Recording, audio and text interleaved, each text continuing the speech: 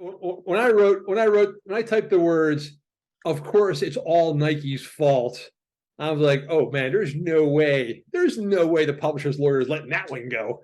And they did. And I was just bracing myself, man. I was waiting for Nike, Brooks, Adidas, the rest of those guys to just turn their howitzers on me. But I didn't understand a fundamental truth about these running shoe companies. Born to Run is the best-selling running book of all time. The famous record producer Rick Rubin says it's his favorite book, and he's not a runner. It was released almost 13 years ago, and not only did it inspire a new generation of people to get into running, it also inspired a lot of existing runners to look at their running differently and maybe look for a bit more adventure into running. And the funny thing about it is, it's not at all a how-to book. The book is a bit of a travelogue of author Chris McDougall's journey down to meet this remote Mexican tribe who seemed to be able to run for hundreds of miles without injury or without rest. So it's a bit of his exploration as to how these guys do that. Along the way, it gets interwoven with investigations into persistence hunting, running form, the running shoe industry, chia seeds, and it ultimately was the book that asked the whole question about should we all be running in a barefoot style. So the book had a massive impact, not only on its readers, but also in the running shoe industry.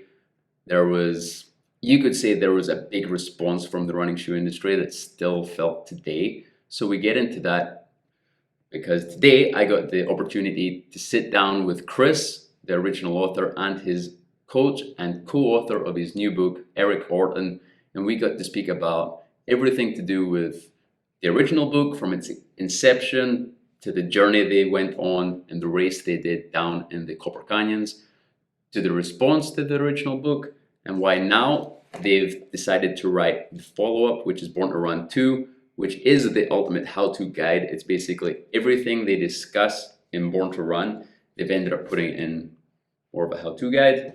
And we even get into why these guys have chosen to launch the Born to Run shoe. Now, Born to Run was actually a pivotal book for me personally. At the time I read it, I was a recreational runner. You could say I'd never done any long distances. I'd never run races or anything like that. But most days in my lunch hour, I would run the 5 kilometers to the beach and back at the place I was staying at the time. And my friend Pete from my hometown would pass me in his truck, and he would see me every day. Now, Pete is a pretty interesting guy. He's into healing crystals and he's into some esoteric stuff, I guess you could say. So when he gave me this book and told me it was about a tribe of runners who run barefoot, I kind of took it with a pinch of salt. But in the end, once I opened the book and started reading it, it really transformed how I looked at my running at the time. I'll get into it with Chris and Eric. I talk about my adventures and misadventures running ultramarathons in New Balance Minimalist. And yeah, we actually kick off this conversation with me asking Chris about the origins of the first book. So here it is, my conversation with Chris and Eric. People who read the book have the same experience I had when I first got involved in the book. You know, exactly what you're describing, where something inspired you, you got excited, someone tipped you off to an idea that you were kind of skeptical about, and it led you down a path. It's exactly what happened to me. And I think that was one of either the best bits of advice or the lucky accidents that happened, which was that I was able to capture the story the way I experienced it. And the reason I say best bits of advice is I had a really good friend who was an editor of mine at Philadelphia Magazine. And usually there's nothing an editor is going to say that I'm ever going to listen to. You know, I'm just like grinding my teeth until they shut up. But I was friends with Bill, and I did respect him as an editor. And when I started on this book, he just dropped this little idea bomb in my head. He said, make sure you tell it from the beginning, not from the end. And what he meant by that was, you know, you spend 2 years researching a book and absorbing a lot of information so that by the time you're ready to write it, you know a lot of the stuff. You know stuff you didn't know 2 years earlier. You're no longer a beginner. you're a proficient. And he goes, write this from the viewpoint of a beginner. Make yourself as stupid as you were 2 years ago. And just now, you're talking about doing your little 5-kilometer run, and your buddy who's into healing crystals driving by, and he's looking at you, you're looking at him. You guys aren't quite meeting in the middle, but he shared an idea with you, and it got into your head. But the reason why it got into your head, I believe, is the reason why Born to Run took off and then retains its grip today. Is I think a lot of people are like that far from getting it themselves. They are the detective in The Usual Suspects who's looking at the board, and all of a sudden the pieces come together. He was already pretty close to figuring out Kaiser Soze. He just needed that one last piece of the puzzle. And I think for you, you were probably running and thinking and questioning, and all you needed was a little bit of a push to realize, like, of course, like, this is what we naturally evolved to do. So that's what got me into the book. I had an experience with this tribe that I saw what they were doing, but couldn't figure it out. And then I met Eric Orton, who knew what they were doing, but hadn't seen them. And the two of us got together, man, and it was just like a chemical explosion. It's a hard book to sum up, because you start telling people what it is, and now it's got this reputation as the barefoot running revolution book, which you guys can maybe talk to whether that was the intention, to try and get people running barefoot or minimalist shoes. But it's part travelogue. It starts off as travelogue, and I think maybe that's what hooks you in. It's a great story, and you don't really know where it's going to go. But in between, you've got the biomechanical stuff, you've got the travelogue, you've got the sort of intro to the world of crazy ultra running. You've got chia seeds. I was thinking the other day, I don't know if I'd heard of chia seeds before the book, and now I don't know if that book kicked off chia seeds as a health food. And you kind of popularized the sort of Born to Run philosophy of the persistent hunting. You kind of link those together in a way that most of us hadn't read before. So, I mean, I don't know if you guys get asked these days, but how do you sum up the original book? Yeah, I don't. I fumble over stuff all the time. And I kind of agree with you. It is sort of impossible to sum up. And the way I look at it is, like kind of Barbara Streisand used to say, you can misspell my name any way you want, as long as you're saying my name. And people can call it whatever the hell they want. They want to call it Barefoot Bible. God bless, go ahead. Just as long as people are continuing to discuss it. My concept of it was, well, let me just give you a little behind the scenes information, Thomas, is that chapter on running shoes, I cut it out of the book. I was not going to include it in the book. To me, it was a big old anchor that was slowing down the narrative. So if you look back at the book, it is a propulsive adventure story. It goes churning along from like one action scene to the other until I hit running shoes, and there's no action there. And it's a bunch of, eggheads talking about biomechanics. And I was kind of on the fence about it, because to me, it stopped the train in its tracks. And I'm kind of thinking, back then in 2004, 2005, there were no running books on the bookshelf. You had 2 or 3 books, and they were all the same book. They were all about how to run your first marathon, 4 weeks to your first marathon, how not to get, ash rash, with your shorts. There were no John Krakauer, Sebastian Junger adventure books out there. And I thought, okay, here's a golden opportunity. I can be the guy with the most exciting book in the world's most popular sport. That's what I set out to do. Mm-hmm. But along the way, I just kept stumbling into what I thought were these great revelations, like chia seeds, for instance. My daughters were at like an acai bowl shop the other day getting a smoothie, and one of the options was chia seeds, like extra $4 for chia seeds. So I go, I invented inflation. And the girls just like roll their eyes, like whatever, loser. So I kept stumbling across these great little nuggets of information about the Tarahumara, about the human evolution, about persistence hunting. And I wanted to cram them all in the suitcase, but there comes a time when, you got 17 pairs of underwear in the suitcase, you got to stop. And for me, the breaking point was a chapter on minimalist shoes, barefoot running, and running shoe scams. So I took it out of the book, and I preferred the book that way. But in the back of my mind, it's kind of nagging at me like, I don't know, man, maybe people need to hear this. But at the same time, I also kind of felt that people already had, because you spend 2 years in a bubble talking to the barefoot Teds and the barefoot Ken Bobs. This stuff just seems so obvious, so logical, that you assume that everyone knows it already. And then at the last minute, at the last edit, I thought, you know what? Let's just put this in there. It's not that long a chapter. If it's boring, so what? And it turned out that was the detonator that really made the book explode. Yeah, no, good for you. I mean, was it ever a concern? There was obviously a reaction. Was there ever, did the thought of putting the cat amongst the pigeons ever dissuade you when you were considering putting that chapter in? My butthole has not unpuckered yet. There was when I typed the words, of course it's all Nike's fault. I was like, oh man, there's no way the publisher's lawyer is letting that one go. And they did. And I was just bracing myself, man. I was waiting for Nike, Brooks, Adidas, the rest of those guys to just turn their howitzers on me. But I didn't understand a fundamental truth about these running shoe companies. The reason why they are so evil is because, well, they're evil in the same sense that Fox Broadcasting is evil. They find out what unhealthy crap you want, and then they serve it up. So in the US right now, we have a bunch of like transphobic and gay phobic people. And so Fox Media said, okay, we'll just play to all of your insecurities and your fears and your hatred.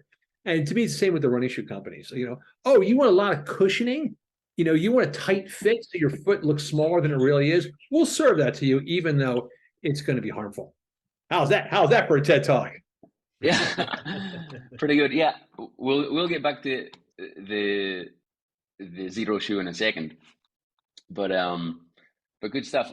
But listen, so for a while it seemed like the big shoe companies almost followed you. It was maybe with reluctance, you could say. We've got the New Balance Minimalist. Sorry, I've got some here. These I think are about 8 years old. I got those. I did. I have that. I got to go back to that the previous one, the MT00, that cellophane shoe.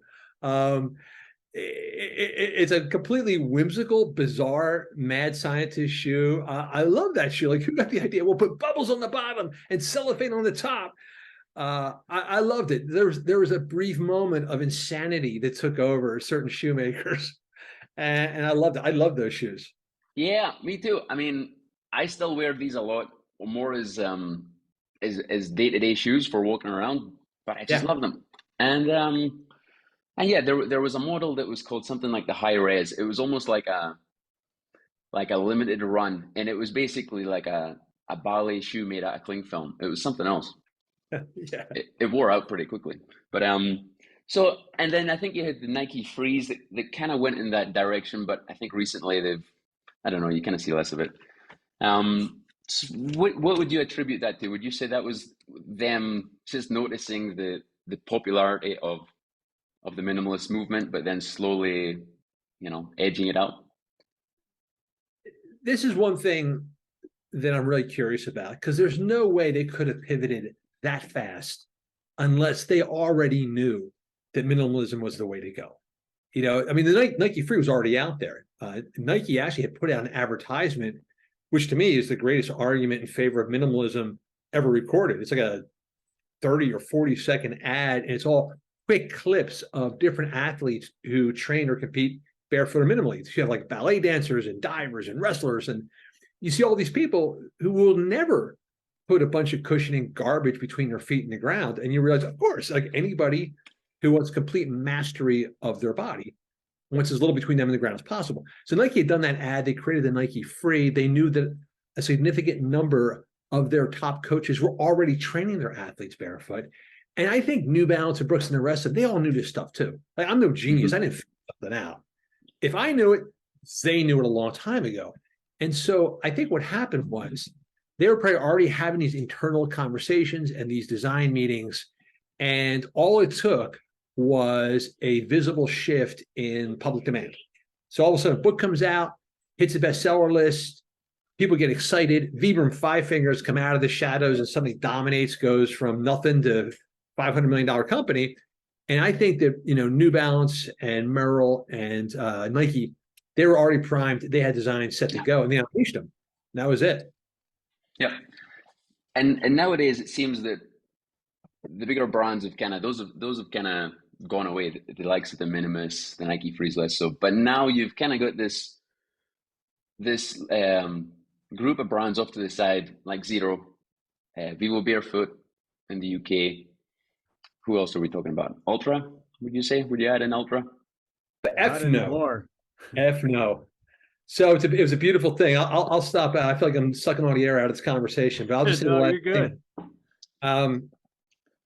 So Xero and Vivo Barefoot are basically the last two giants standing. And I love Vivo Barefoot as people. I love the group. I love Galahad. I could never reconcile my feet with their performance shoes. Their style shoes are pretty good. For some reason, their performance shoes always gave me hot spots. And so I would always go on eBay to find the old Minimalists, or sometimes old Innovates. Innovate is another one. It's sort of there, but they weren't super tight for me. It's hard to find. It's very hit or miss whether they actually fit me. And then, very skeptically, I came to Xero shoes very late in the game because of Eric's insistence. And the relationship that Eric and I have is he'll tell me what to do, and I'll ignore him until I get in trouble, and then I'll circle back and go, "What'd you say again?" So he'll say, "Oh, you should wear the Xero shoes." No, I'm not going to wear those. No, I'm doing this or this. And then like, oh shit, the Minimalist is too tight. What'd you say about Xero again? And so, but Ultra is to me one of the tragic disappointments, because we actually coincided when Born to Run first came out, and running shoe companies and running shoe stores wanted to have nothing to do with me. They treated me like the Satan that I probably am. The only people that ever wanted to have anything to do with me was Hawk Harper and his son Golden Harper.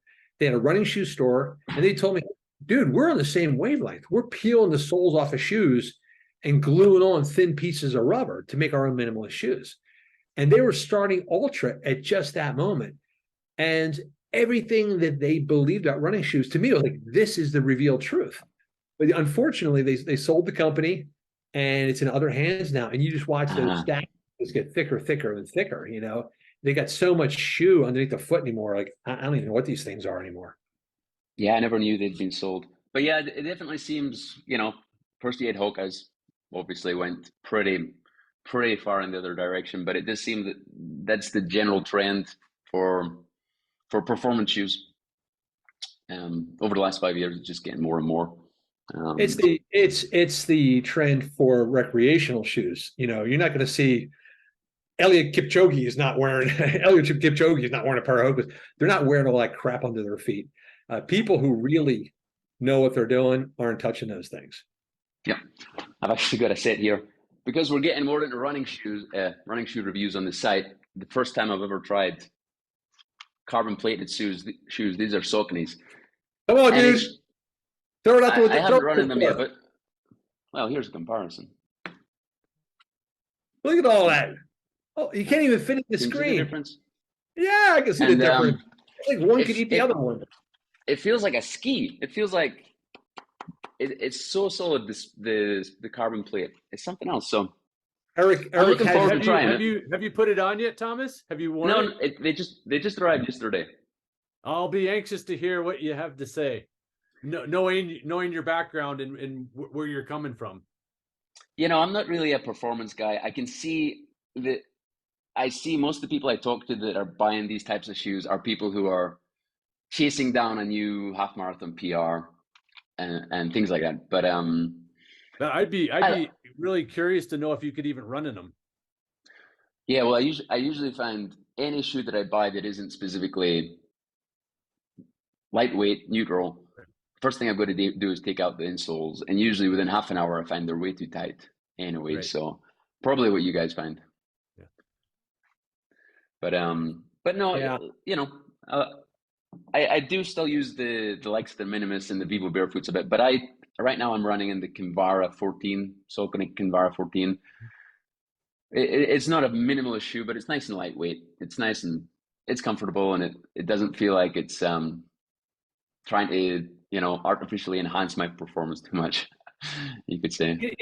Thomas, I think the difficulty for me is that the conversation about running performance, or actually about running in general, always keeps circling back to shoes. And the one thing I learned from Eric, the big eye opener day one when we talked, was he talked to me about changing my running form. And no one had ever had, I was a writer for Runner's World at the time. I had never read or written an article about running form. And back in, and I don't know if it's changed because I stopped reading that magazine quite a while ago.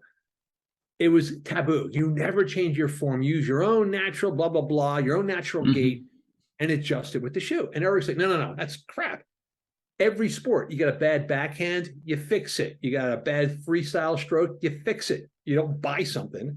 And he said that, and part of me rebelled, and part of me went, of course.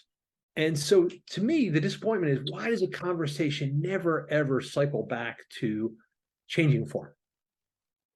100%. And it's one of those things, it's once you see yourself in video, it's usually a pretty good starting point for changing somebody's mind about their form, right?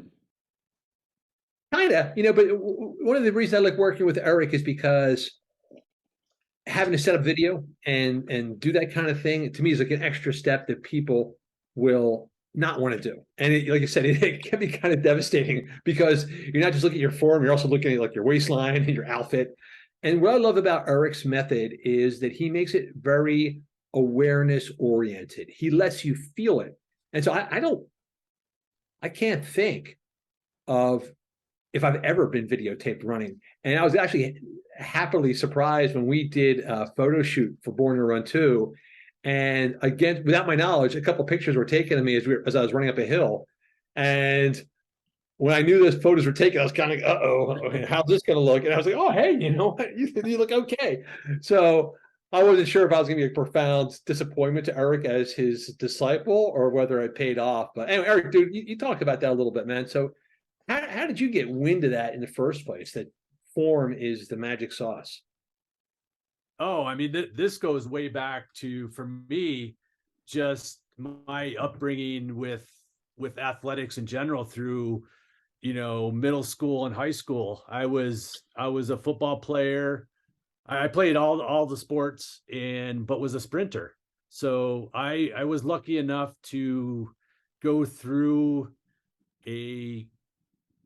I played 12 years of football. Let's see, I got to do quick math. 3, 6, 3, 5, 4, 11 years of under collegiate level football and lost 4 games. Whoa. One year we were undefeated and unscored upon. Unscored upon. Wow. Okay. And so the point being is that I was going through this system from Pee Wee, Little League, all the way up through high school that was a system. And the first thing we learned was about fundamentals and repetition and doing things proper. I was one of the smallest guys, but talk with anybody, I was one of the hardest hitters because I understood leverage. I understood form. I understood how to use the body. And then I went to high school for sprinting, and sprinting's about hundredths of a second. So now you're really dialing into every little thing. And then when I got into the endurance world, I'm like, why is no one talking about this in endurance when we're talking about hundredths of a second in sprinting? Can you imagine what that could do for performance when we go longer? But then as I got into it, not only was it important for performance, but it was important of how we feel and how we're using our body. That was really the aha moment. And it was the combination of training the feet in conjunction with form. That was all of a sudden, now I'm using my body completely different. And all of a sudden my hip flexors weren't tight. I didn't have back trouble. All of this as I'm getting older. and training my athletes, I was actually feeling better. And I'm like, it's all about the feet and all about the form. And that's, you know, kind of, it went from there. You know, this is 25 years ago. So how did you go from the sort of track and field world in endurance sports? What led you there? Yeah, so I graduated, you know, I played football in college and graduated and moved out to Colorado, one of the best moves ever made, and just got really into the whole endurance world. I've always kind of been a team player, and I've always in the back of my mind was really interested in the solitary sports because it was just opposite what I was used to. So I got into cycling and always running and triathlon and adventure racing, and just being in Colorado just brought me to this whole new world. Like, okay, this is something that's new to me, so I can get better for a really long time, and it's something that I can continue to take my athletics, you know, post collegiately. And we're kind of getting towards talking about the most recent book, Born to Run 2. So Born to Run comes out 2010 and 2009, 2010. And then at the end of last year, you guys, Eric and Chris, get together for the follow-up, Born to Run 2. So maybe you could talk a little bit about where the idea for Born to Run 2 came from and what people can expect. Get Eric. Yeah. Yeah. So I got Chris called me one day and we just started talking, and, you know, one thing led to another. And we basically, by the end of that call, had 10 chapters in our head. And it just flowed. And we're like, oh, this all kind of came together. Just really naturally. We're all on the same wavelength and mindset of what we wanted this book to be. And first thing we did, we said, hey, we need photos for this picture book that we wanted to make. And our first plan was to have a photo shoot and get all the people together. So we were going into the winter, and we wanted to get that while we still had some good weather. And that led us to all the crazy stories that Chris put together for the book. So the book is almost a how-to guide for people. Maybe they've read Born to Run and their interest is piqued, and it goes in everything about run training, drills, diet. Tell me a bit about how all that came about then. You know, when we were talking earlier about Born to Run, and you mentioned how, you know, what was the umbrella message of Born to Run, and, you know, we talked, maybe there's so many tentacles to that, but the people that I've heard from day one since Born to Run came out in 2009 is that I think what one word resonates with every type of reader was hope. Chris gave people hope, whether they could run injury-free, they could go do an ultramarathon that they'd never heard of even doing, that they can get better as they age, as they go longer, they can get better, they can get stronger through form. And so Born to Run 2 is really kind of taking that hope that Born to Run provided with some nuts and bolts of how to do that can resonate again with every runner out there. And one thing I'd say is a lot of people watching this, probably, they're already running. They maybe done a bit of distance work. They're used to running in, whether it's Asics, Brooks, Nike, and maybe they've heard a bit about Born to Run. Maybe they've even read it, but they've also heard stories of people adopting barefoot running techniques overnight and getting injured. So a lot of people are kind of maybe keeping this kind of stuff at arm's length. What would you say if somebody approached you for advice that was in that camp, that's an established recreational runner, but they're aware that they're not following your principles to the letter right now? I mean, here's the key thing, Thomas. You're totally right, because I think you were alluding to a similar experience too. When you first blazed out the door in your barefoot shoes, at some point your calves probably seized up on you, or your Achilles started to hurt. And what I think a lot of people forget is that hope is a powerful drug.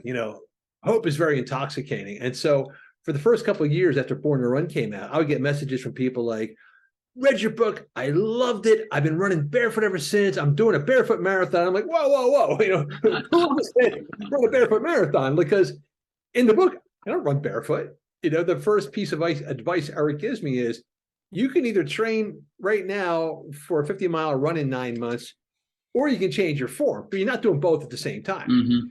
And what we wanted to address with people is exactly the point that Eric made a little while ago when we talked about changing how you feel. And what most of us do in running is block out a lot of the input that we could really benefit from. So you wear cushioned shoes, you're not feeling the ground. If you are just blazing ahead at the same pace every day, you're not aware of the various gears at your disposal. If you are running in response to your eating, you've got them both out of whack. You know, your body is not picking up on the input from the food, and you are not training well because you're running in response to the food. So running becomes really a form of punishment. And so what we wanted to do in every single chapter of this book is reawaken the sensory input. So you talk about the person who's like, hey, they're doing just fine. You know, they're doing their 10-minute miles, 9-minute miles, and they're doing their, 5 to 10K a day. Everything's cool and fine. Great. But the same thing is, you can be out there in a tennis court slashing away. You'll get the ball over the net. But what if you could actually smack that thing like a Federer? What if you could dial in that technique? So what we tell people is, put yourself through our 90-day run-free reboot. Read the book, appreciate all the information there, because every single chapter is about dialing in awareness. Let me give you a quick example. So if someone is unsure about whether or not they want to change their running form, we'll say, all right, do a 5-minute test. Take off your shoes, put Rock Lobster on Spotify, and put your back to a wall, and just run in place, barefoot to Rock Lobster for 5 minutes. See how you feel. If that feels really cool and bouncy and light and delightful, then you are probably going to want to change your running form. If for some miracle that's not for you, well then, go about your business. But what we're trying to tell people is that with very small changes, you can tap into all kinds of free energy. That's why Eric always talks about running free. And secondly, you can wake up that diagnostic panel, because everybody's got a wobble in your system. If you think you're going to get away with it, at some point it's going to catch up with you. Yeah, you guys talk about wobbles in the book. A wobble being anything, any factor, anything that might be impinging your running in a way you might not even be aware of it, whether it's something in your shoes, something in your form, could be something in your physiology. But something at the end of the day is, it's a bit like having a flat tire, as you guys put it, which I think is a pretty apt metaphor. So yeah, I can still feel people watching this might feel a bit of reluctance. It's a bit like when Tiger Woods takes a step back to completely reconfigure his swing. But you've got the 90-day program here. It focuses on food, fitness, form, and focus run, sorry. So yeah, I feel like you've basically laid it out. So in terms of running form, we're really talking about light and usually decreasing stride length and increasing cadence. Would that be fair? Yeah, absolutely. And I would add also something that's not much talked about is leg stiffness. And leg stiffness is a good thing. And a lot of the strength skills that we have in the book go to address the leg stiffness. And we get comments and questions all the time about people who know how important cadence is. And the comment is, hey, I go out and I either can't hit the 180 target, or when I do, my heart rate goes sky high. And that has a lot to do with leg stiffness that has to be trained. So a lot of the program itself is based on building leg stiffness, which essentially builds a better rubber band or allows you to get off the ground quicker and healthier. And it brings me back to I guess that's what these types of shoes is basically replacing that. They're taking over that role from your legs, which in the short run might mean you can set a new PR, but in the long run means you can't do it on your own. But again, keep in mind too, though, you're absolutely right, is that one, there's no mistake that plate was put on the forefoot. So now you can really argue that they didn't put a plate in the heel. So if we're talking about run form and going back to shoes, the companies knew where to put the plate, right? But people are still heel striking and not even taking advantage of that plate that's in the shoe that they're wearing. Okay. But also, the further we get away from the ground, the less opportunity we have to use our feet well. And our feet are our natural support system. You know, just like a drummer in a good band, every band has a great drummer. It's the foundation, and our feet are our foundation. So talking about Tom, music, go on. All right. Thomas, for me, the real spark for Born to Run 2 was realizing that the conversation I had with Eric in Denver City Park back in 2004, when I was a complete skeptic. I'm a skeptical guy by nature. And he's telling me, look, I can change your form so that this history of injuries you've had over and over again, all this medical advice that told you you need orthotics, you shouldn't be running, it's bad for your knees. Dude, you are the size of a refrigerator. Refrigerators should not be running down the street. I mean, that's the kind of thing they would tell me. He goes, I can turn that around. And I'm like, look, you know what? I'll do it just for the sake of this race. But I knew at some point I'm going to crash into the ground and burn. And then I realized, hey, man, 15 years later, it hasn't happened yet. Like the plane is still in the air.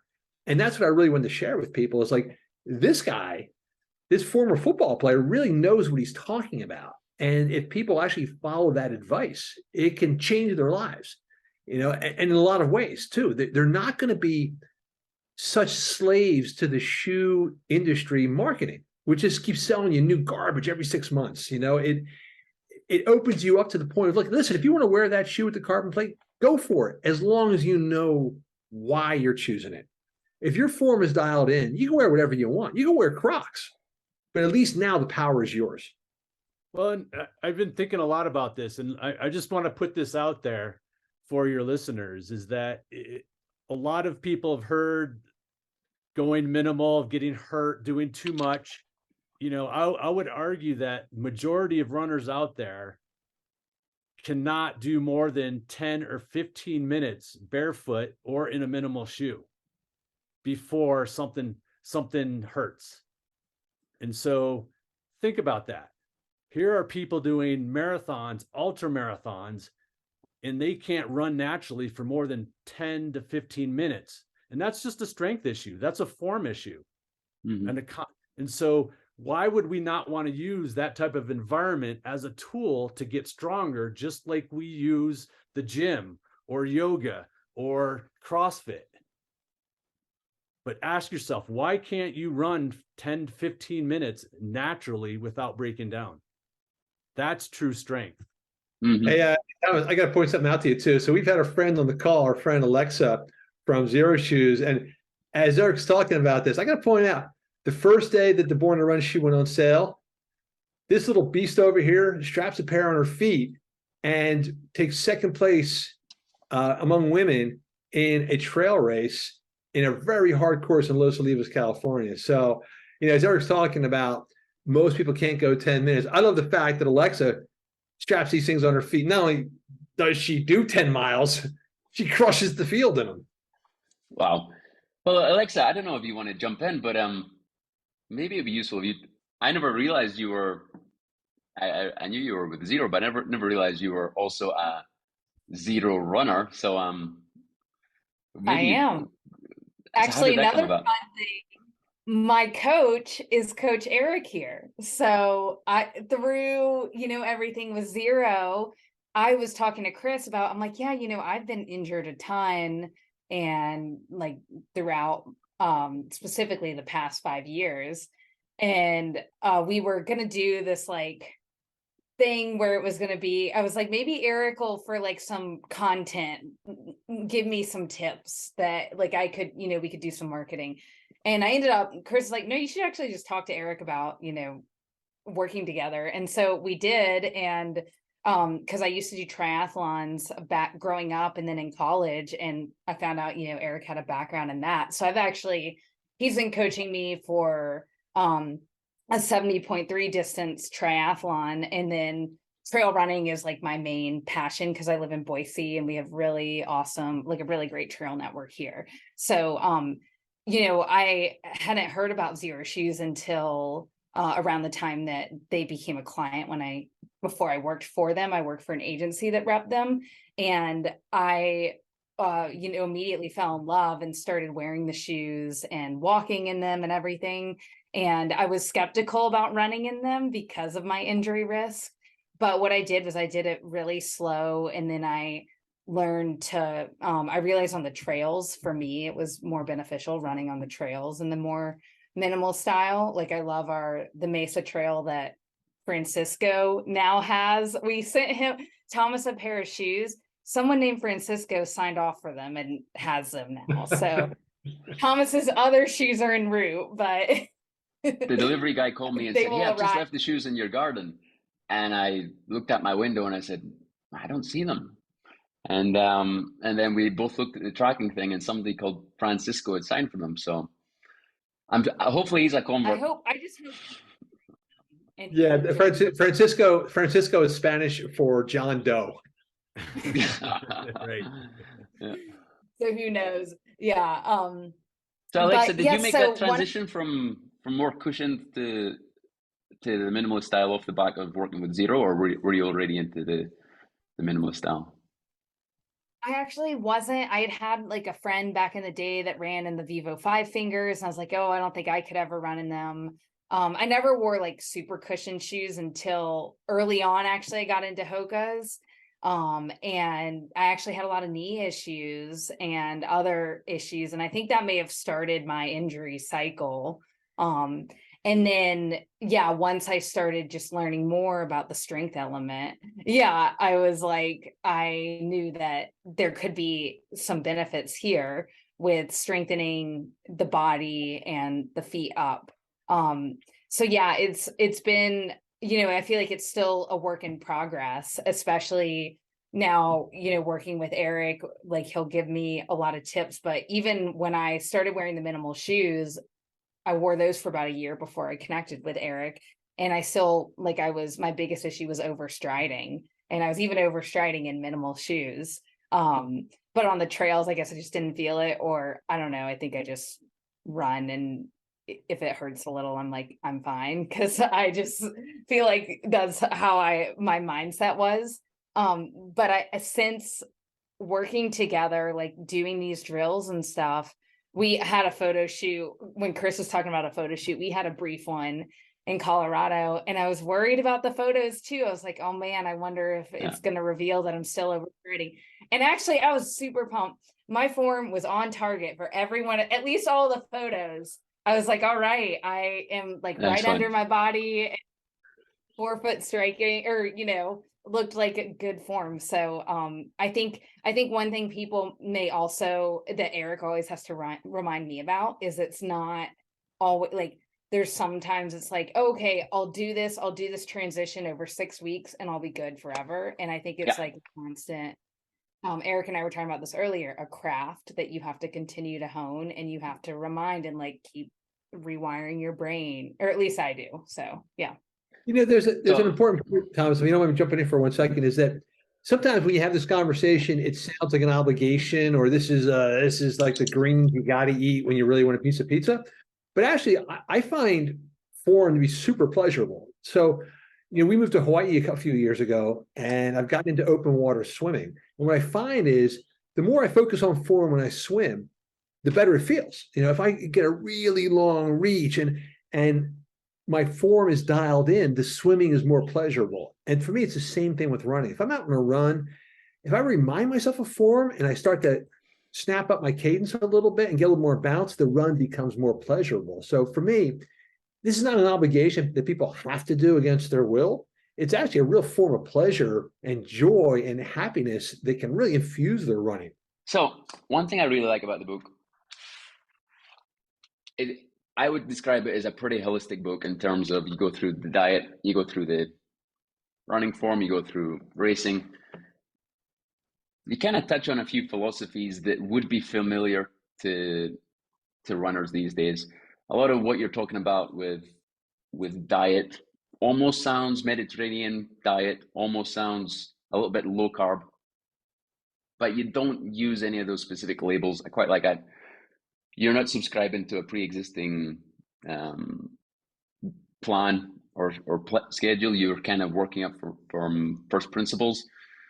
If you guys could maybe talk a little bit about your approach to diet and maybe why things like eating a bunch of carbs just before you go for a run has a similar philosophy to your approach to running shoes, and that it might help you in the short term with your performance, but maybe it's not what you want to be doing day in, day out. The thing that Eric really opened my eyes to in everything was, don't get sucked into any kind of ideology or mindset. Instead, train yourself to understand your body's input. So, we always throw this phrase around, like, listen to your body. Well, it's just the most useless advice out there, because your body is still operating on like Stone Age software. Your body is still basically living in a cave in Eastern Africa. And meanwhile, our bodies are physically now here in the technological age. So we don't speak the same language. Your body does not really understand what happens when you push a button and food shows up at your door. So Eric's point was, rather than get immersed in an ideology, learn your body's language. And so looking at diet, for instance, there was a thing called the 2-week test. It was this created by a guy named Dr. Phil Maffetone. Very simple premise, which is remove all the processed high glycemic foods from your diet for 2 weeks. Give yourself back to a factory preset. Put your body exactly back where it would have been in the 1700s and the 1600s. And then reintroduce small amounts of modern contemporary processed food and see how you feel. If you feel better, then okay, your body can tolerate it. If you feel worse, don't eat that stuff. And that's it. That's simple. And to me, like, that is the basis of everything that Eric teaches about running form, or what kind of shoes to wear, or strengthening. Go back to the factory preset, see how your body feels, and then you're getting back on the same language basis as your body, and you can interpret those signals. So, Eric, how do you come up with that? You and I were on the same wavelength about the food right from the get-go. What informs your thinking? It's with everything that I've learned. It's always been a combination of my own experience, my athlete's experience, and research.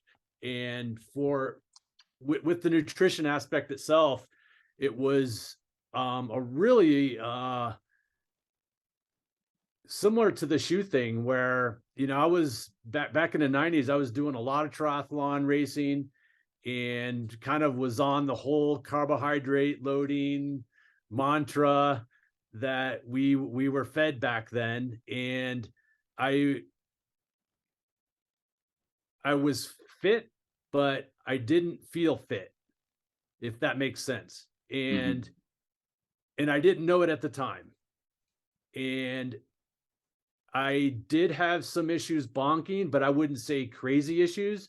But what happened was, when I moved to Jackson and went full-time coaching, I went from working for someone else to working for myself at home. And I, at that time, really started to investigate the sugar thing, and how much sugar that I was eating that I maybe considered healthy, and just started looking at all the stuff that I was eating that had sugar in it, that I had no idea had sugar in it.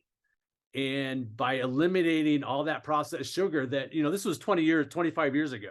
So that all sounds obvious now, but it wasn't talked about back then. And so I completely stripped that back, and all of a sudden, all my football body went away from me, and I became an endurance athlete, in a matter of, I would say 6 months. That through 10 years, I was not able to accomplish that. And so then I was like, okay, wow. Now I can go run 5 hours in the mountains without eating a whole lot.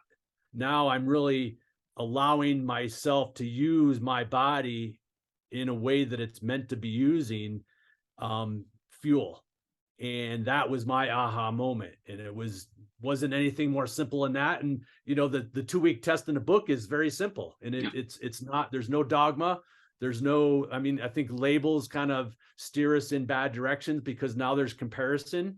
And once you have comparison, that really messes with you know, what we do from a daily basis is, oh, I'm a keto, so I have to do this. Well, that caveman's laughing at us right now, you know, with all these labels. Yeah, no, 100% agreed. I mean, you say this stuff is obvious, but I think often it's good to touch on it in places like this, because so many people get into the habit of, I'm going for a run, therefore I want to perform, therefore 30 minutes before I'm going to have my bagel, tailwind, pre-workout, whatever it might be.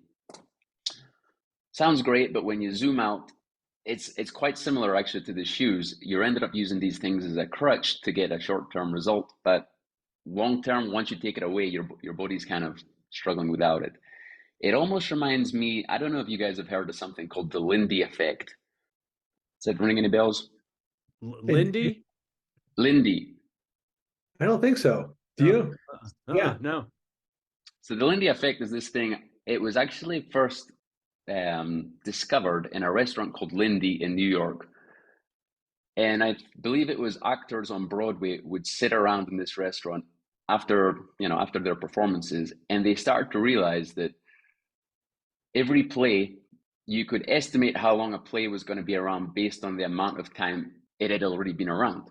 So if a play like Phantom of the Opera had been on the go for 20 years, there's a pretty good chance it's still going to be around 20 years from now. If there's a play that just came out a week ago, there's a pretty good chance it's only got a week left. Now, there's exceptions to the Lindy rule, but in general, it's a pretty good rule of thumb.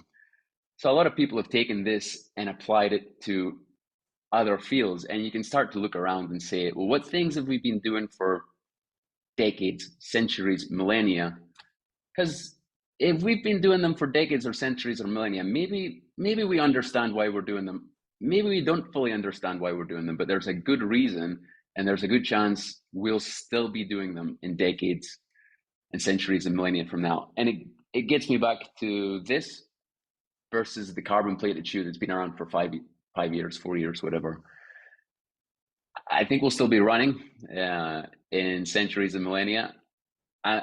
Whether it's carbon plated, whether something else comes and goes, I don't know, but it feels like we're always going to want to run, and being able to run with minimal shoes is the most robust way to do it.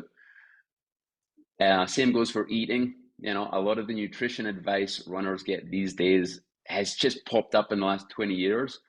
Whereas the kind of stuff you guys are talking about, it literally is the caveman code, right? It's stuff that our bodies adapted to over dozens of generations that we're still programmed to do. And yeah, I often use that as a nice rule of thumb when you're looking at these kinds of things. Well, okay, you know, running magazines are telling me to do X, but is X just what they're telling me to do because it's new and maybe because there's something to sell? Or is X actually something that there's something behind? And I usually tend to find if you just go, you know, a good example is if you look around your kitchen, you'll usually find there's a bunch of things in your kitchen that look pretty similar to things that have been around for thousands of years. Then you've got a few things that maybe have been around for 10 or 20 years. There's a good chance those things, you know, the new gizmos and things are going to disappear, whereas your spatula and your frying pan is going to be around for centuries. So yeah, reading through, I was revisiting your second book, Born to Run 2, yesterday, and it kind of, the Lindy Effect kind of struck me as something that you guys would be a fan of. So, Thomas, that's exactly my rule of thumb, is that I'm not interested in something if it's new.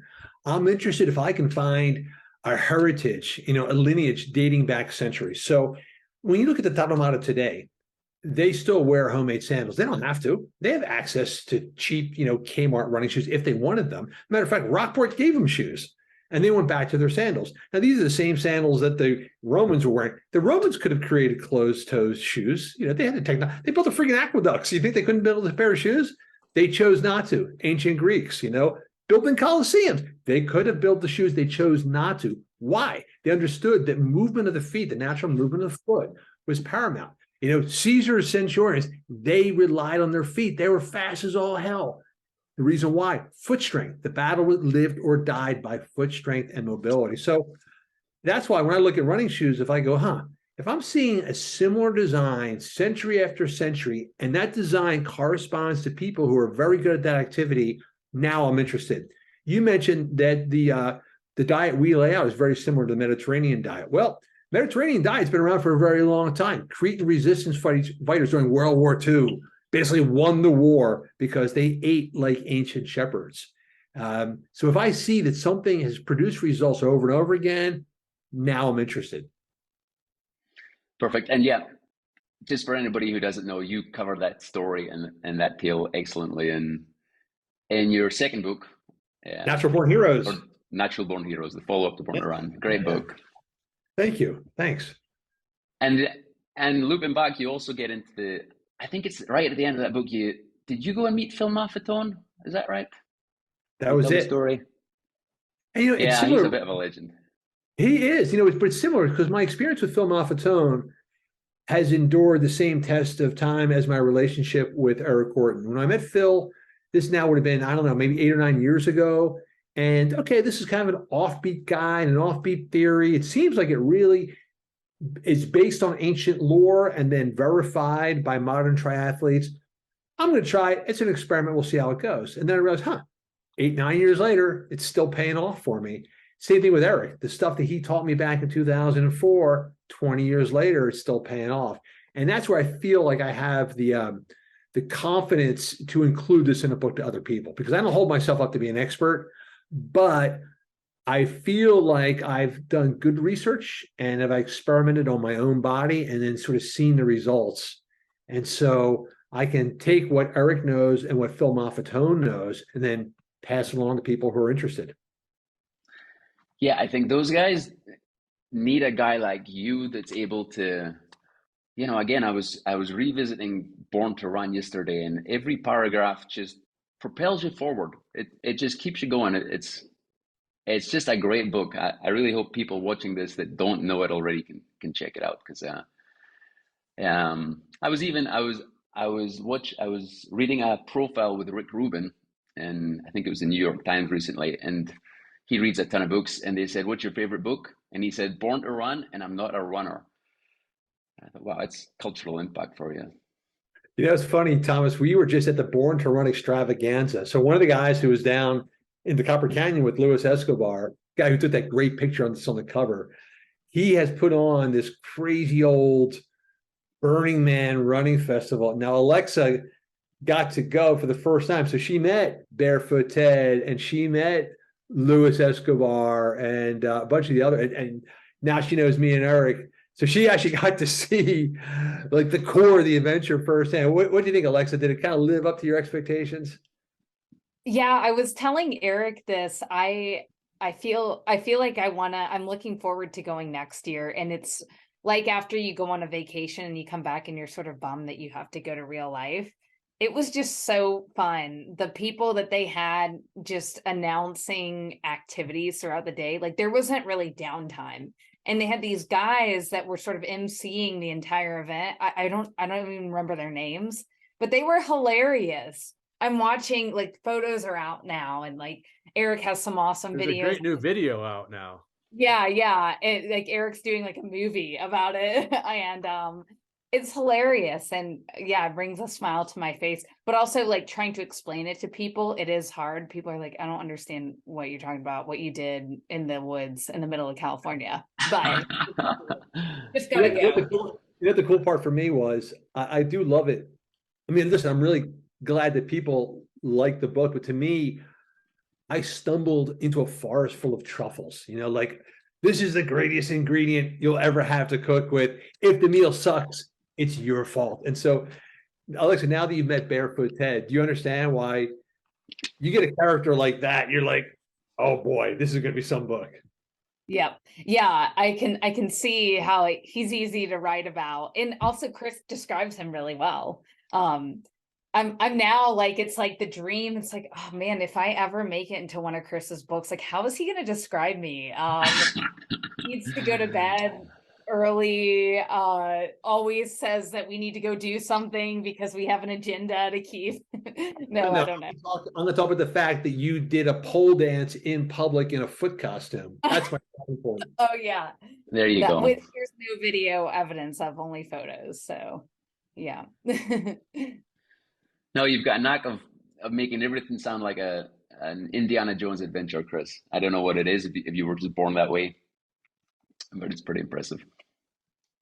Thanks, Thomas. So the Born to Run Extravaganza, is it an annual thing?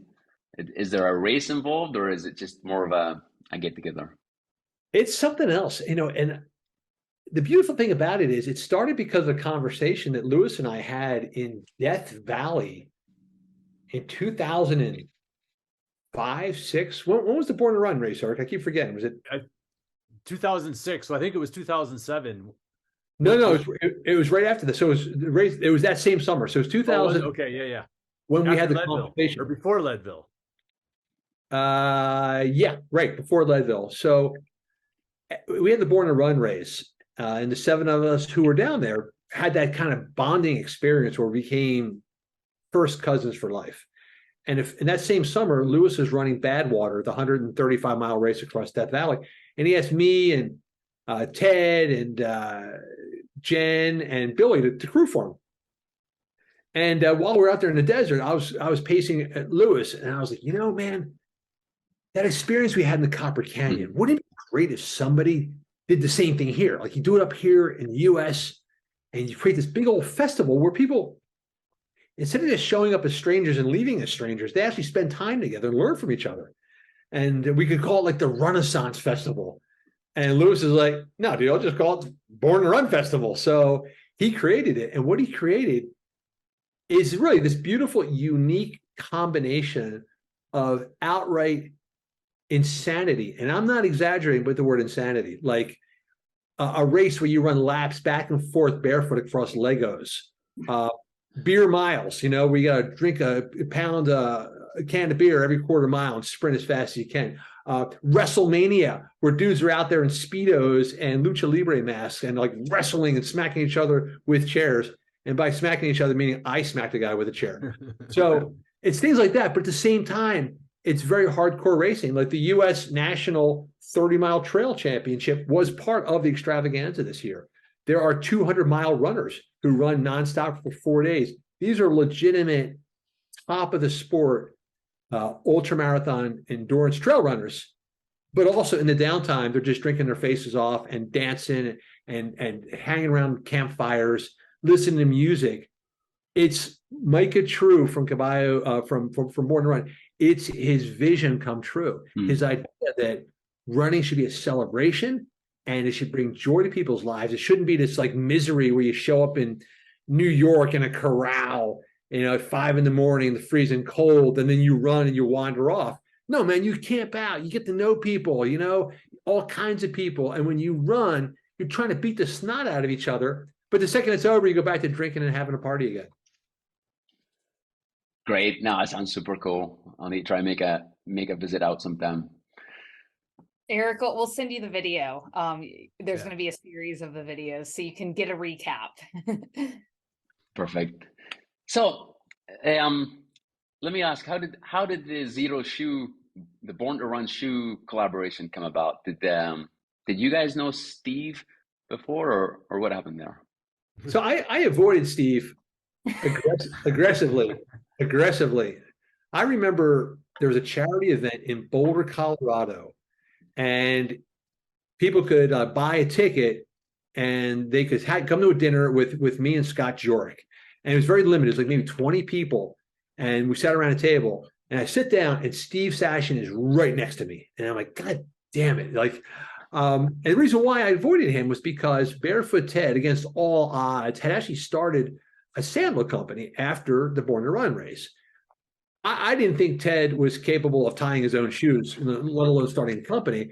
And so the fact that he started Luna sandals, and then he gave me a pair, and they're really good sandals. So I'm pleased for my friends. I'm proud of the product. I am all about Luna sandals. And then here comes a guy in Boulder, which is sort of the Patagonia, the trendy area, and he's starting a sandal company. So I wanted to have nothing to do with him. And this went on for years. And I avoided him, never tried the sandals, never discussed them.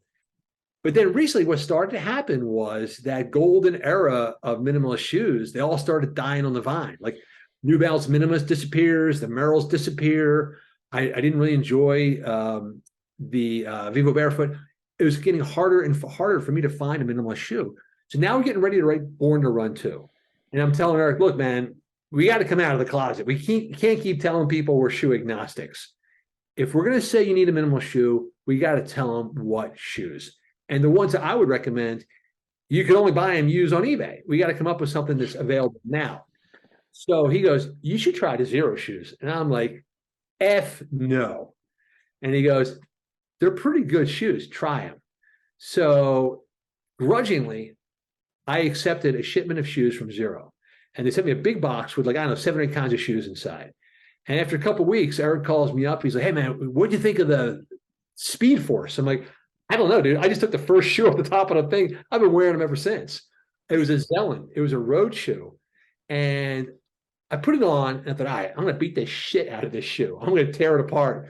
So I took it on a trail run through a creek and through a quarry. And then I actually put a picture online. Like, I can't believe it, man. But this thing is actually my favorite trail shoe because the thing runs like a bouldering shoe. I went through a creek and it's holding on wet rock. So that began the whole evolution. As usual, I'm pissy, I'm rude, I'm antagonistic, I'm not willing to listen. And then when I finally do, I think, oh shit, why did I wait so long? So that was my experience. And what I wanted from this shoe even outperformed New Balance Minimalist. Because the thing about the Minimalist is it binds kind of tight in the front. And I never was that happy with the sole. The sole was never that grippy, you know? And so it was the best minimalist shoe out there, but it wasn't exactly what I wanted. And now I'm trying these things like, holy shit, these things were kind of, if you had put me in the lab and said, design a shoe, they thought of stuff I wouldn't have even thought of. Eric, what did you think? Yeah, so I had a similar experience in just a little different environment.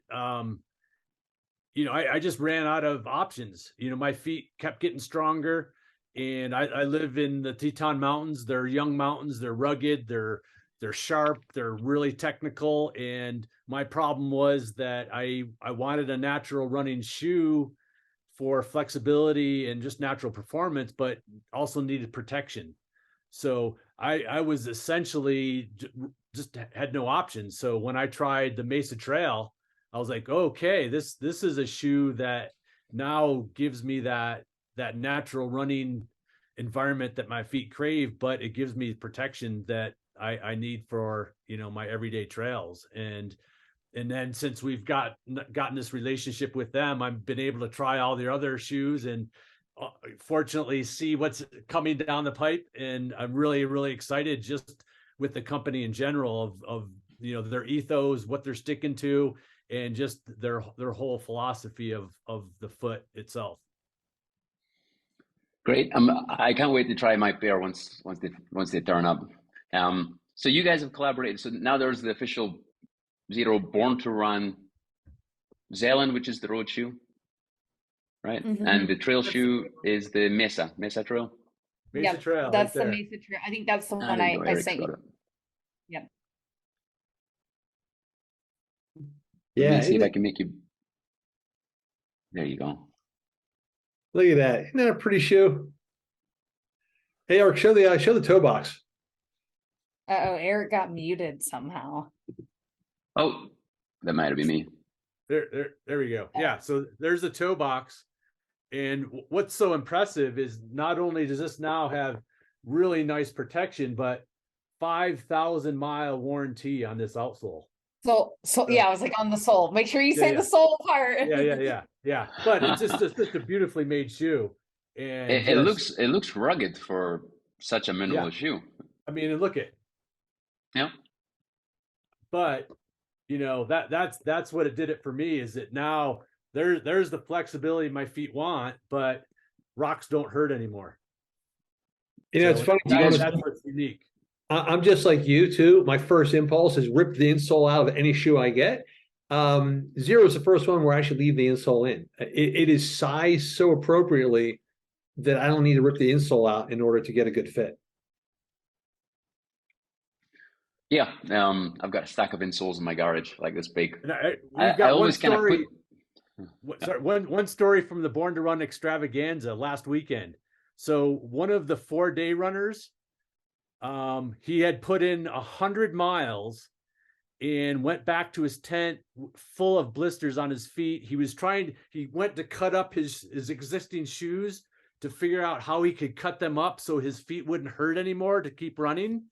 Mm-hmm. And he walked past the Xero shoe booth, bought a new pair of these during the race, and completed 20 more miles.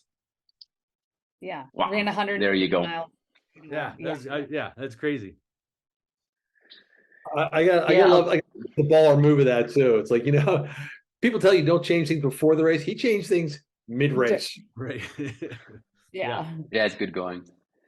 Yeah, no, I got into the minimalist shoes, but I was going out for an hour at a time, something like that.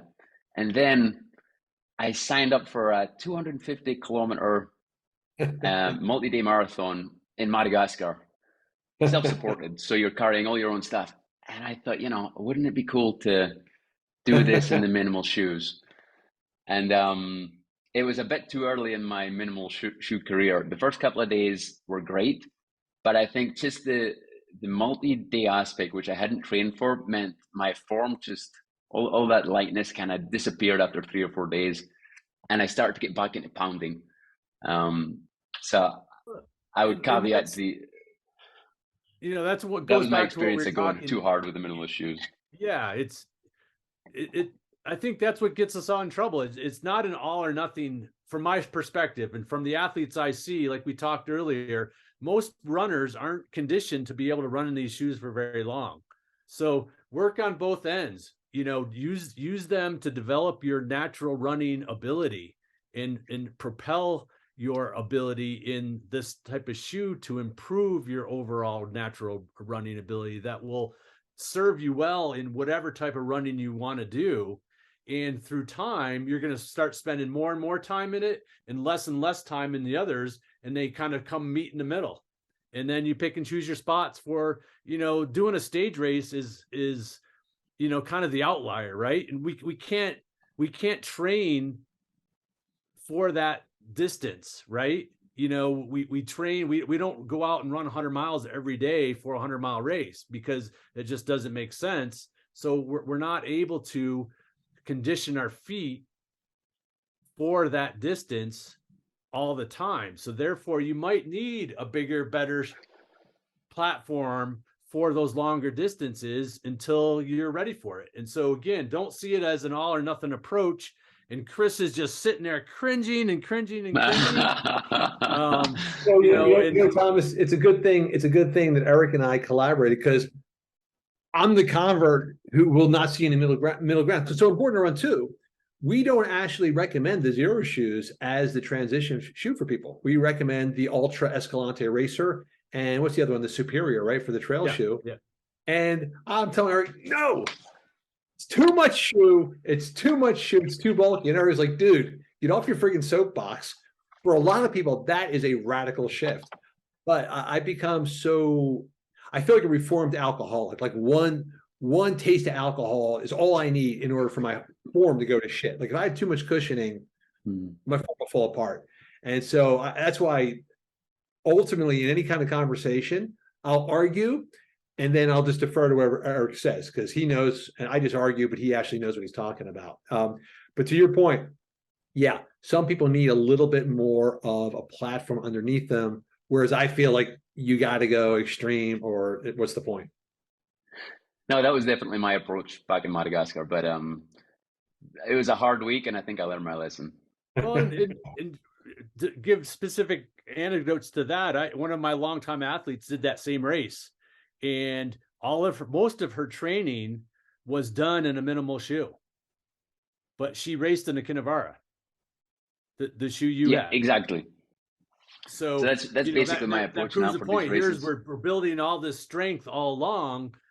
What she's doing most of the time was what was important, and then she picked the best tool for that specific job. Exactly. While I've got you, I want to ask about socks. It's something I get asked about when I talk about minimalist shoes. Do you guys run with socks? Are they super thin socks? Do you wear the Injinjis? What's your approach? I'm definitely a sock guy. I have very narrow feet, and I need any volumes taking up space as possible, but I definitely do a very thin sock. So I feel my feet in the shoe. But with my low volume feet, I always just get abrasions, and I'm just not patient with kind of going through that rub the skin off the feet process. And I live in an environment that is very dirty and very cold. How about you, Alexa? Are you a sock gal? Definitely, yeah. And I think also being like Jackson is a really dry. I wonder if also the air being dry, also it's wicking the sweat away. So I mean, it's good because your socks aren't like sweaty, but you can get like friction easier, I think. But I'm definitely a sock person. In the winter, I have to wear really thick socks because my fingers and my toes get numb really easily. So the shoes I wear in the winter are even a half size bigger to account for a thicker sock. And I have had to wear like toe warmers in the winter. But yeah, I just like can't get circulation to my feet. But like Eric, I have narrow feet, and I do like a good sock that's actually also something I like is like a crew length. So about right going up to my soleus, because I like to have the bright colors there.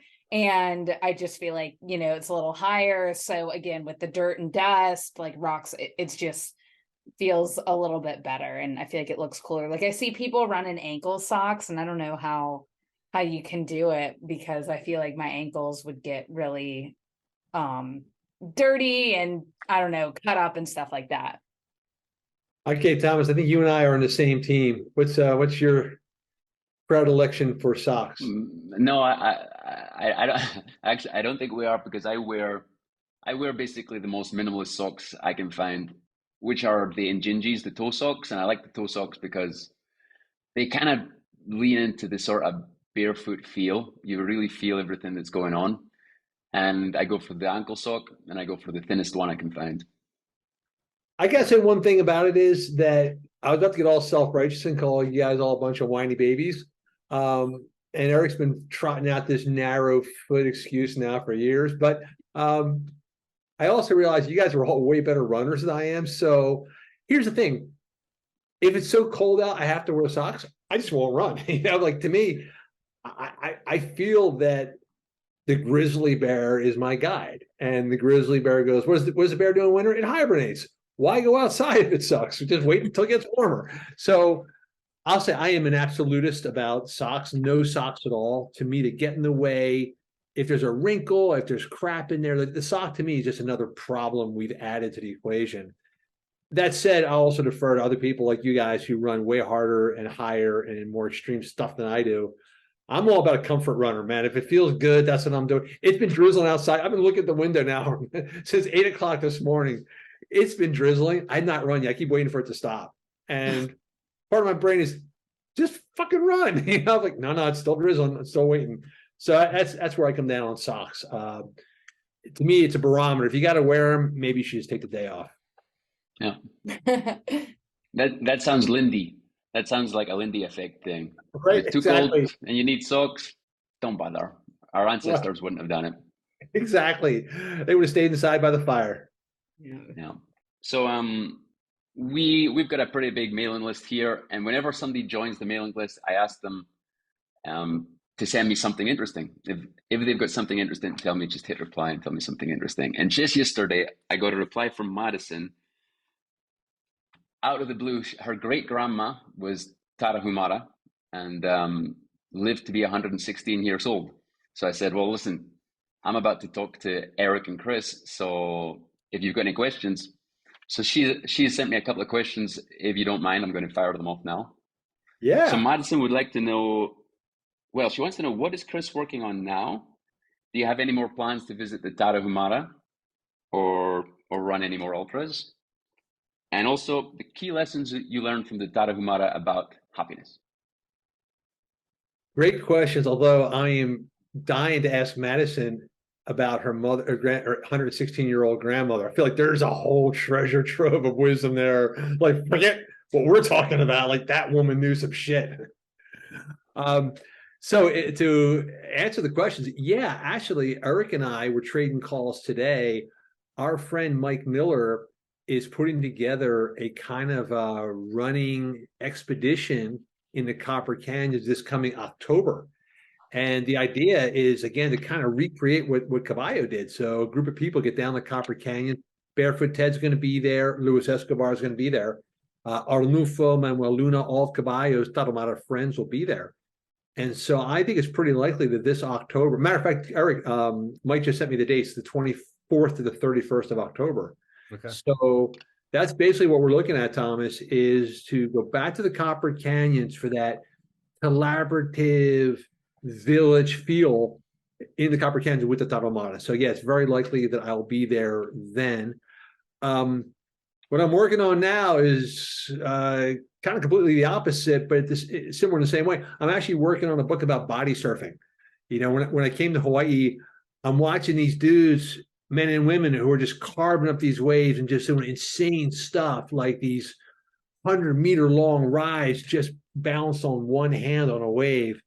I've been trying to learn how to do that and just getting my ass handed to me. So the fact that I can't do it, to me, means there's something here. Like there is an art there that not everybody can pick up. So I'm trying to tie in. So again, the same ancient relationship with the water. And then what did the Tarahumara teach me about happiness? Well, again, there's nothing new to be learned in this universe, is there? Why are the Tarahumara living in a society that is non-materialistic, where it's based on movement and communal living and health? Well, the same reason why when I lived in Pennsylvania, my Amish neighbors, they were not materialistic. They were about the family, about movement, about think global, eat local.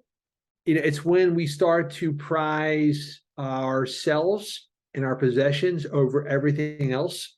That's, you know, basically it. You know, money is the root of all evil. There it is, you know, 10,000-year-old wisdom. So Madison, I bet you your grandmother could have said the same thing. She would have said, Madison, put your phone down, go for a walk with your grandmother, go make some nice greens in the kitchen, and I guarantee you'll feel better tonight when you go to bed. That's exactly what Madison's grandmother would have said. Yeah, I think you're right there. I think she'll be happy with that answer. Yeah. Yeah. Eric, you got anything that should kick in there for Madison? Oh, you always make me go after your elegant speaking, storytelling ability. Geez. I was going kind of the same place. You said, you know, I mentioned it in the Cool Impossible. It's all the things that we fear that we will miss by giving up that ultimately leads to unhappiness. And I think that just points right back to the runners in the Sierra Madre, and you know, they just live simply, and they have no agenda. They live for each other, and they have this lifestyle that just, you know, ultimately is, I believe, simple, and it just feeds to that happiness of a contentment, a daily contentment is what I saw. It's true. You know, so again, for the past 20 years, we lived in a very rural part of Pennsylvania, surrounded by Amish farmers. The Amish live the same way today as they did in the 1600s. And at first, when you get to know them, at first blush, hey, they're wearing these long black trousers and long dresses and head coverings, and they seem very austere. But what I realize is that they are family focused and oriented. And I am not going to adopt a full Amish lifestyle. The same way I'm not going to adopt a full Tarahumara lifestyle. But there are definitely extractable skills there that if you put your family first. I asked one of my Amish neighbors one time. He has these 7 daughters, and each one sequentially were babysitters for our children. Terrific girls, but each one was just as great as the other one. So I said to their dad, Wes, I go, dude, what's the secret? I'm raising 2 girls. How do I make my kids grow up like yours? And he goes, I think it's because we have dinner together every night. And like, that's all you got, Wes? Like, that's it? All you got is dinner? But when I reflected on it, to me, it made a lot of sense. You sit down, you spend time together, you share food, you get to know each other. Little things like that ultimately are really the path forward. Yeah, it's the grandmother effect. It's things that your grandmother knew intuitively. She didn't have to explain why, but she would tell you to do it. Yeah. And we get so detached from that stuff sometimes. We're going to call that the Madison effect from now on. Right. There you go. She'll be happy. I'd be curious if you wanted to have your viewers try the 5-minute rock lobster exercise. You know, that'd be kind of a fun thing. We can share a video with you, but that would be the kind of thing where we tell people, hey, listen, try this for 5 minutes. See what you think. You know, does this work for you? What's your reaction to it? I'm up for it. If you've got a video, I could put that at the top of the next newsletter. You know, it might even help if we don't put too much context, too much words. Just say, give it a go. Yeah. Well, it's its own coach. Yeah, that was kind of the whole concept is you don't need to have anything explained. Here's the song, here's your wall, go to it. So what, do you guys use that as a sort of warm up to prompt the body, or are you using it as a diagnostic tool to look for, you know, form issues?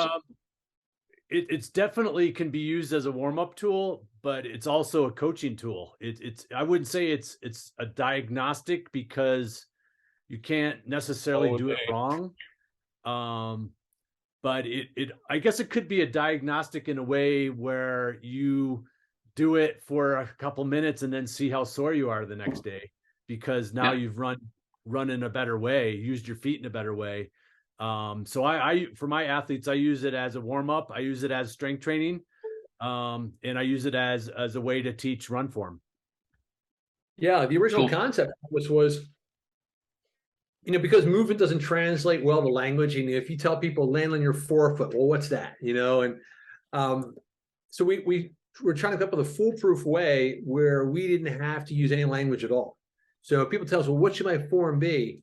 Okay, there's only two things you need to worry about. You need to worry about cadence. You need to worry about foot strike. That's it. So if you can teach them foot strike and teach them cadence without needing a metronome or anything else, you've won the battle. So put the song on, run barefoot against the wall. Like you can't fuck it up. You know, there's your cadence right there, and you can't heel strike if you're running barefoot, and you can't lean to the wrong side if you're against the wall. So yeah, that was our language-free way to me of teaching people, answering all their questions about running form. Just answer with that one exercise. So I got to ask, how did you settle on Rock Lobster B52s? How'd that happen, Eric? I forget. We just started going down that path. We were really excited about just coming upon this way of teaching it, and so then I just dove into a bunch of music songs that were 180 beats per minute, and I don't know, it just struck me that I think, as goofy as that song is, you find that some people either love it or hate it, and even if they hate it, they still love it because it sticks in their head while they're running. We've gotten so many messages of people saying, damn you, you know, I go out and I hear that song in my head, but it helps me keep my cadence. So I don't know, it just felt right. There's other songs out there, and we have a playlist in the book, but it just felt right. That was kind of, I remember the conversation. Eric was like, okay, 180 beats per minute. I'm like, well, how can we teach that? And he's like, well, you know, music. All right, give us a song. And as soon as he said Rock Lobster, I'm like, that's it. You know, once it's in your brain, it's there for life, you know, for better or worse. Well, and I think too, it's easy for people to feel the beat. Other songs, because it starts out there, and so immediately you feel that cadence. Whereas other songs, there's like all sorts of musical instruments playing at one time, and people who don't have rhythm may have a little bit harder time feeling that cadence. No, it's the perfect song for that exercise. I just hear it in my head when I'm running. You know, you don't need to try. It's just there. Yeah. So there you go. You know what? I think I've got one where actually the B52s is spliced into the middle. So someone found a little video of the B52s actually running around on stage. So we have the exercise in the middle. The B52s are kind of running around, and then it goes back to the exercise again. Yeah. Oh, that's great. Yeah, I'll pass that along to you. If you can send me that video, I'm going to put it in the next mailer. Just got it. Yeah, I got it right here. Right on. Okay. Well, guys, that went way longer than I expected. So I really appreciate it. It was really nice to meet you guys. You too, Thomas. Enjoy a cafe con leche. Start your day, and then let's stay in touch. I'd be happy to collaborate with you guys on some more stuff. Thanks, Thomas. All right. Thanks, Alexa. See you. All right, Chris. guys.